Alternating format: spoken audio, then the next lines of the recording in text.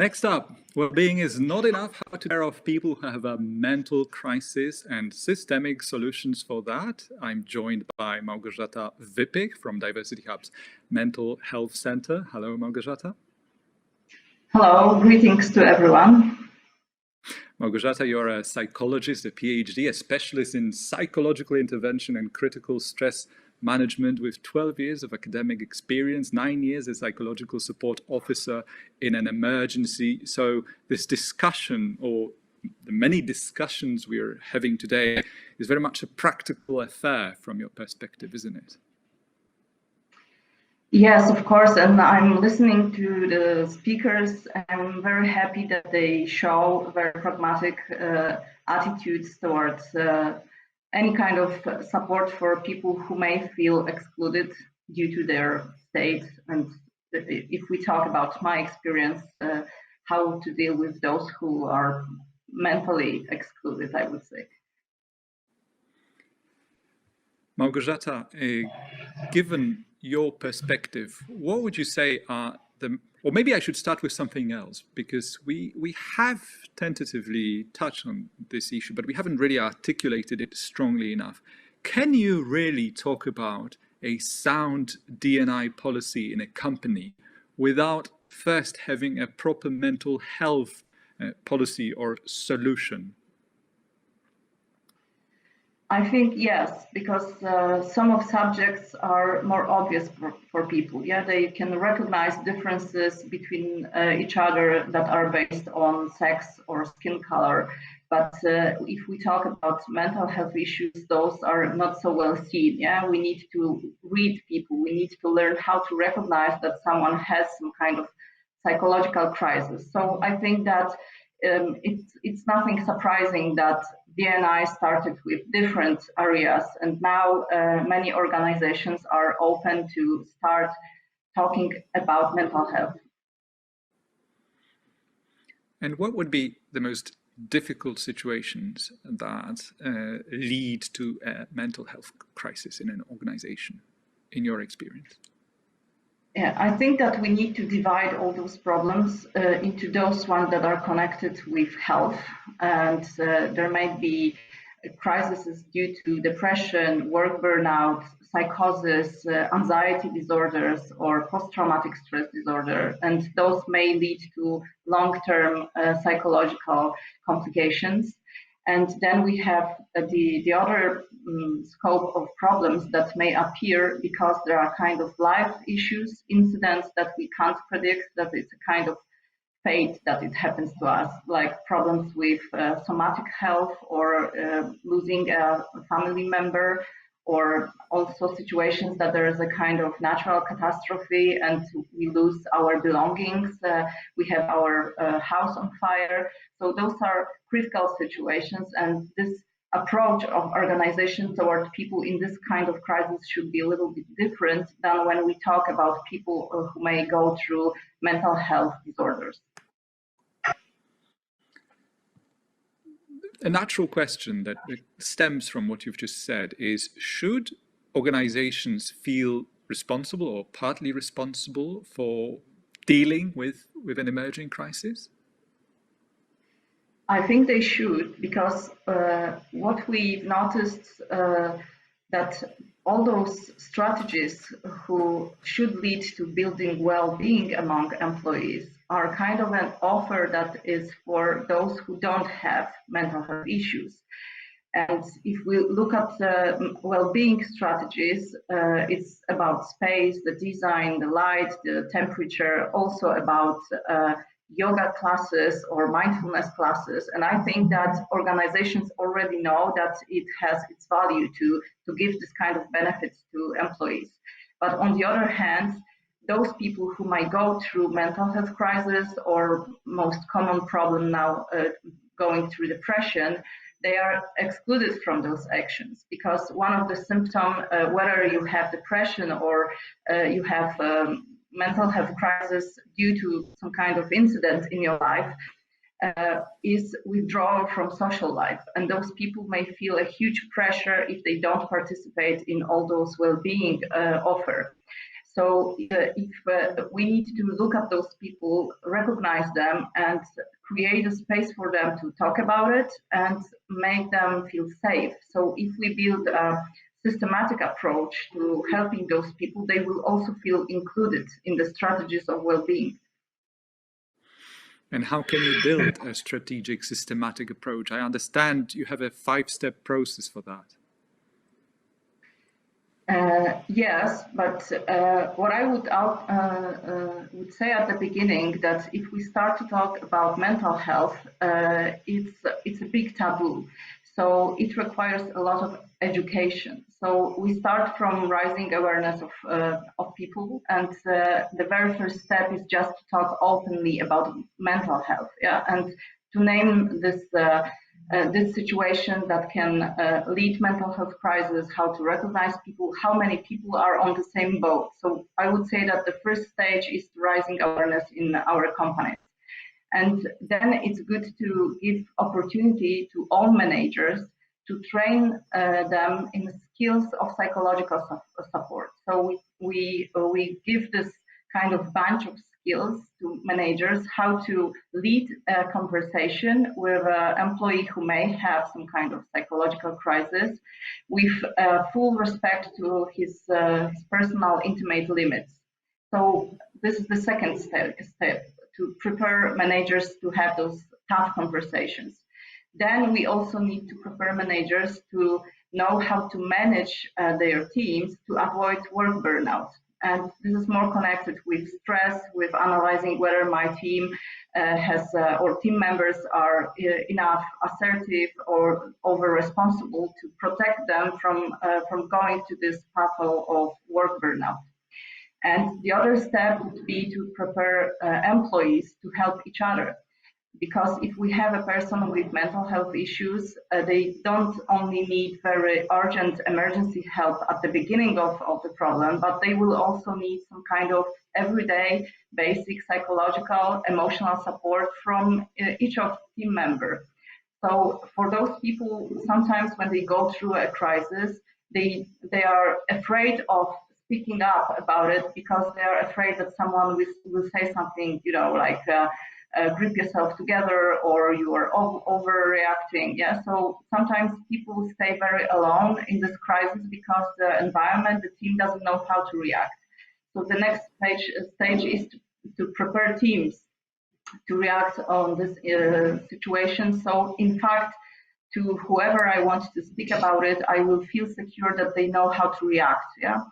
And the next step would be also to prepare big solutions in case of emergency situations. Yeah, because sometimes manager can be surprised by bad information from employee. Yeah, like someone can come and say, I have a tumor.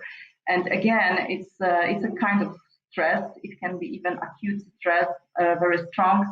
So many managers say that they have a feeling of losing control in this kind of situation. So when they are equipped in the protocols, how to behave, to whom I should call, that I can reach for an expert, and they are trained in those protocols, it's also a very important stage of preparing all organization to helping those people.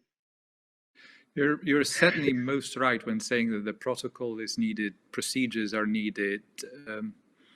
Now that I think about it, it sounds a little on the, when we're dealing with someone with a traumatic experience, what really matters is an organization's capacity, ability to have a proper first reaction, first response, even on a purely emotional level, because we tend to kind of remember and base our judgments and reactions on the authenticity and quality of this first reaction. Could you please comment on that? Yes, but if I talk to people that they should use protocol, it may seem somehow unhuman. Yeah, so if I react to the protocol, it may seem that, it's not very empathic. But the problem is that many people are too empathic. And if they want to help and they use this emotional empathy, they start to feel the same, and they are not very good supporter, because they start to be overwhelmed by the same emotions. So it's good to use more cognitive empathy and to know what should I say, how should I behave, how do I use my hands and arms, should I touch somebody when he's crying. So in fact, if I don't want to, make people afraid of helping other people, saying them you need to be authentic and empathic, because they would be afraid that they will be flushed by those emotions. So when I say, you should say, I will not leave you with this. You will not be alone going through this problem. This may seem like a protocol, but if people, remember those words by heart and they use it, they also hear their own voice. Okay, I'm saying a good sentence. I'm well prepared to react. I'm getting control over the situation. So sometimes, of course, authenticity is required, because if you say, "Oh my God, that's tragedy," it's also a good authentic response. But then you need to know what's the next step. What question I should ask. So it's similar in a way to our automatic reactions to, say, if you take another example of a young aspiring doctor who wants to be professional about the job, but clearly, especially at the beginning, seeing all the suffering must be really tough on you on a very deep personal level. And somehow you have to reconcile those two realities to stay professional and focused and not allow too much emotion to interfere with your skills, really, and your knowledge. Likewise, when we watch television and we are just too tired with the blood and conflict and wars, this could really take us to a very sad and pessimistic place when we give it too much deep attention. Yes, but we need to see the difference between not freezing yourself from emotions. It's a kind of dissociation that I will not feel anything more in relations with my patients. And the better or more healthy strategy is to have awareness that I may feel something and just control this emotion, but first by acknowledging that they exist. And I also, as a professional, have a right to feel those emotions. But what you've mentioned, in fact, it's always good to acknowledge that you may feel something at the end of the day. Yes, but for specialists and for people who are supporters, it's important to remember that we are overwhelmed by feelings as a supporter if we identify with someone. So if I think, oh my God, he's so similar to my husband, or she's so similar to my daughter, what if to my family something happened like this? Then we start to imagine, and it can lead to very strong emotions. So we suggest people not to have this what if something like this happened to me. It's better to avoid those kind of thoughts if you want to be a good supporter. Małgorzata, I have a tough one, and usually one leaves the tough questions towards the end. The Mental Health Center project is intervention-centric, if I may call it this way. So essentially, you probably support companies and institutions possibly in developing an overall holistic policy, procedure, protocol, as you call it. But at the same time, much of your work would be interventionist. So my question is, can you help us understand if we're talking about any trends in mental health and corporate life, if I may call it this way? Here in Krakow especially, we have lots and lots of big multinational companies, a lot of exposure to specific case studies and trends.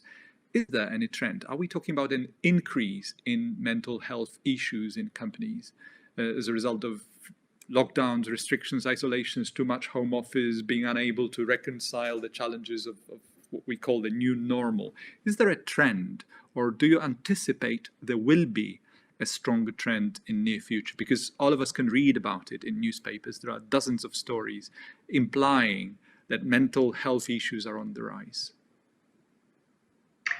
We had already 4 years of experience, and in fact our main offer is to build organizational resilience. So we prepare people to, before they face something, stressful or critical. But yes, we also do a lot of interventions. Most of them are connected with death. As those are the toughest situation that organization decide we will not be able to manage it ourselves. But on the other hand, since the pandemic started, there are more and more clients who ask to just raise awareness, to show employees how to cope with skills, with stress, what are the best techniques to adapt to this pandemic situation. So we see the new trends, and in fact, organizations put a lot of attention also how to prepare managers to recognize this chronic stress among employees, because not everyone is traumatized by this situation. Yeah, but most people are constantly tired. They are angry on family members, and it influences productivity, and they also withdraw from social contacts from teams. So we also train managers how they should spot this kind of behaviors and what they can do specifically in this pandemic situation. So the trend is that there's more space on both sides, on managers' side and on employees' side, to talk more openly about mental health issues. Małgorzata, early on, I talked to Barbara about early signs of resistance. Likewise, what early signs of mental health issues should managers be aware of? The problem is that if someone is only stressed, the stress is in our body and in our thoughts. Yeah, we have problems with sleeping, we have stomach aches, we have headaches. So if I talk about it, you can't recognize from the outside that someone has this kind of stress issues. But when it comes to prolonged chronic stress or psychological crisis, people start to have problems with sleeping. And this is a general symptom for many kinds of mental health issues. And if they have this overthinking before they go to bed, they rise the level of adrenaline, the sleep is very weak, so they are tired. If they are tired, the productivity drops, there are more and more mistakes in their work, the team starts to complain. Sometimes clients start to complain that someone has, kind of acting out behavior, and they have swings in emotions, so they may get more irritated or they start to cry in front of the team. This is a kind of red flag. But in fact, what is also very important factor is that people withdraw from social life. So if someone is not using camera, I would, being a manager, I would ask, why don't we see each other time to time? Yeah? Why are you avoiding showing yourself? If someone is having a slower pace of voice, and we feel that someone is not breathing, breathing enough air in their lungs because they are powerless. Yeah, those are vocal tips that we may recognize that something is going on with this employee. And in fact, when I train managers, they have good intuition that they spot those symptoms, but they don't know that behind it can be a bigger problem. So they have dilemmas, they avoid talking about it. And I said, okay, you have dilemma, you go home, you think about this employee, whether you should react or not. You are making a stress to yourself. Just go and ask. Yeah. So if we have even a simple symptom of some kind of change in behavioral patterns, we should go and ask, just to diminish our dilemmas. Yeah. But maybe we are right, and maybe we just spotted something, and it will rise the probability that someone will bounce back faster if we give him proper support. Thank you very much, Małgorzata. It's been an absolute pleasure to talk to you, despite the challenging topic we're addressing in this conversation. I just want to say at the beginning that tomorrow at 9 o'clock, I will be on Zoom in Mental Health Expert Corner. So I invite you to talk with me tomorrow as well. And have a nice day. Thank you for being here. Yes, feel free to join Małgorzata. Małgorzata, once again, thank you. Thank you.